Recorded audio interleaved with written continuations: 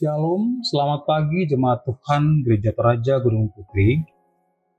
Selamat berjumpa dalam renungan harian dan doa bersama pagi ini, Sabtu 7 Oktober 2023. Kita bersyukur kepada Tuhan Yesus Kristus memberikan kita hari yang sangat luar biasa pada pagi hari ini. Dan sebelum membaca firman Tuhan dan merenungkannya, mari kita berdoa. Bapa Surgawi, kami mengucap syukur kepadamu atas penyertaan dan perlindungan yang telah Engkau nyatakan kepada kami, sehingga kami telah diberikan hari anugerah yang baru pada pagi yang indah ini ya Tuhan. Ya Tuhan, kami akan membaca dan merenungkan firman-Mu sebagai landasan dan kekuatan untuk kami dalam menjalankan aktivitas kami. Terima kasih Bapa. Inilah doa syukur kami. Dalam nama Tuhan kami Yesus Kristus kami berdoa. Amin. Bacaan kita pagi ini adalah dari kitab Yohanes pasal yang ke-11 ayat yang ke-45 sampai dengan yang ke-57. Yohanes 11 ayat yang ke-45 sampai dengan yang ke-57. Begini bunyi firman Tuhan. Banyak di antara orang-orang Yahudi yang datang melawat Maria dan menyaksikan sendiri apa yang telah dibuat Yesus percaya kepadanya. Namun beberapa di antara mereka pergi kepada orang-orang Farisi dan menceritakan kepada mereka apa yang telah dibuat Yesus. Lalu imam-imam kepala dan orang-orang Farisi memanggil mahkamah agama untuk berkumpul dan mereka berkata, "Apa yang harus kita lakukan? Sebab orang itu membuat banyak mukjizat. Apabila kita biarkan dia, semua orang akan percaya kepadanya dan orang-orang Roma akan datang untuk merampas tempat suci kita serta bangsa kita." Namun salah seorang di antara mereka, Kayafas, imam besar pada tahun itu, berkata kepada mereka, "Kamu tidak tahu apa-apa, dan kamu tidak insaf bahwa lebih berguna bagimu jika satu orang mati untuk bangsa kita daripada seluruh bangsa kita ini binasa." Hal itu dikatakannya bukan dari dirinya sendiri, tetapi sebagai imam besar pada tahun itu, ia bernubuat bahwa Yesus akan mati untuk bangsa itu. Dan bukan untuk bangsa itu saja, tetapi juga untuk mengumpulkan dan mempersatukan anak-anak Allah yang tercerai-berai. Mulai hari itu mereka sepakat untuk membunuh dia. Karena itu Yesus tidak tampil lagi di depan umum di antara orang-orang Yahudi.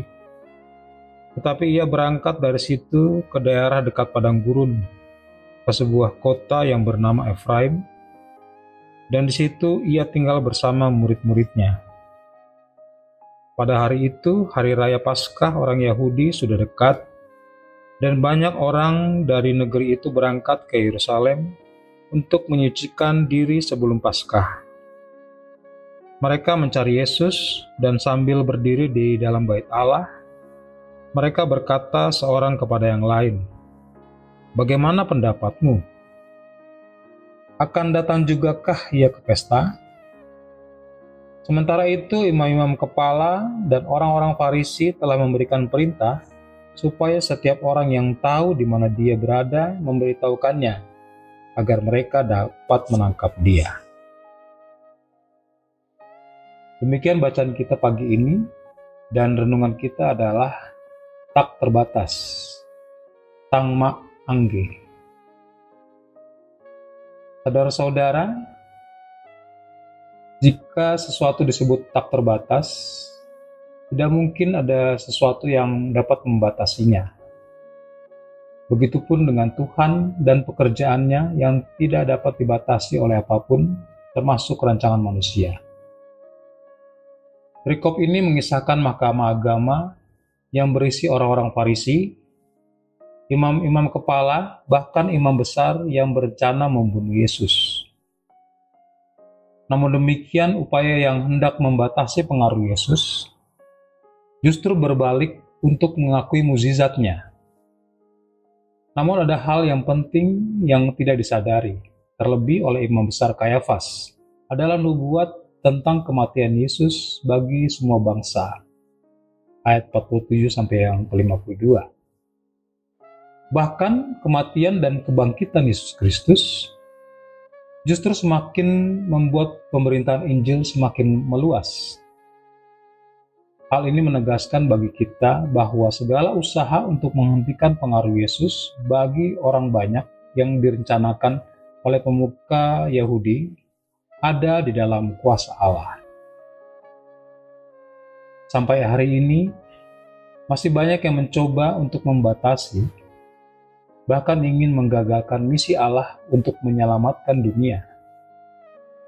Berbagai cara, bahkan kesengajaan melakukan kejahatan adalah bentuk perlawanan terhadap pemberitaan Injil. Tidak jarang gereja harus berlawanan dengan para pemuka dan penguasa yang berusaha untuk menghalangi pelayanan karena bertentangan dengan kepentingan mereka.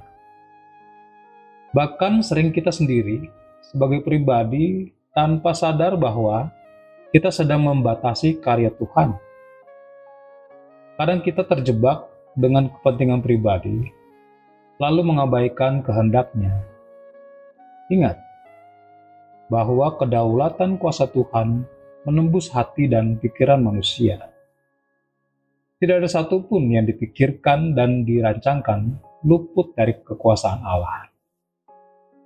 Karena itu, hiduplah dalam ketergantungan hanya kepada kuasanya. Amin. Demikian renungan kita pada pagi ini. Dan untuk melanjutkan kegiatan dan aktivitas kita hari ini, mari kita minta pertolongan Tuhan. Kita berdoa. Ya Tuhan yang Maha Baik, Tuhan yang kami kenal di dalam anak-Mu Tuhan kami, Yesus Kristus. Kami telah membaca dan merenungkan firman-Mu Tuhan pada pagi ini. Kiranya firman-Mu ini menjadi suluh dan terang dalam sepanjang kehidupan kami hari ini. Ya Bapa, curahkanlah kekuatan, sukacita dan damai sejahtera, sehingga apapun yang kami lakukan pada hari ini, semuanya dapat berjalan dengan baik Tuhan. Dan itu semua dapat terjadi di dalam tuntunan Tuhan saja. Kiranya di dalam setiap aktivitas kami, baik dalam pekerjaan, dalam pendidikan, dalam kegiatan sebagai ibu rumah tangga, atau apapun tugas dan peran tanggung jawab kami, kiranya semua itu dapat kami jalankan dengan baik di dalam tuntunan dan penyertaan Tuhan. Oleh karena itu ya Bapa, ajar kami dalam menjalani kegiatan hari ini untuk senantiasa berbuat kebaikan. Ketulusan dan pengharapan kami serahkan hanya kepadamu saja ya Bapa, yang akan memberikan hidup kami menjadi lebih baik pada hari ini. Ya Tuhan, kami juga berdoa untuk kami semua yang dalam pergumulan, baik yang mengalami sakit penyakit, yang dalam kelemahan, dalam proses pemulihan dan penyembuhan. Ya Tuhan, kami percaya hanya Engkau yang dapat memberikan kesembuhan, kekuatan dan kepulihan bagi kami. Bapa, kami juga berdoa bagi kami yang punya rencana-rencana dalam kehidupan kami, rencana pekerjaan, atau apapun yang kami rencanakan, segala aktivitas kami ini Tuhan, biarlah semua itu Engkau berkati Tuhan.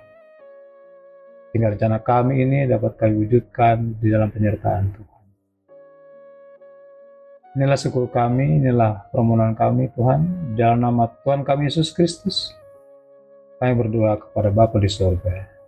Haleluya. Amin. Saudara-saudaraku, demikianlah firman Tuhan dan renungan kita pada pagi hari ini. Selamat beraktivitas. Tuhan Yesus memberkati.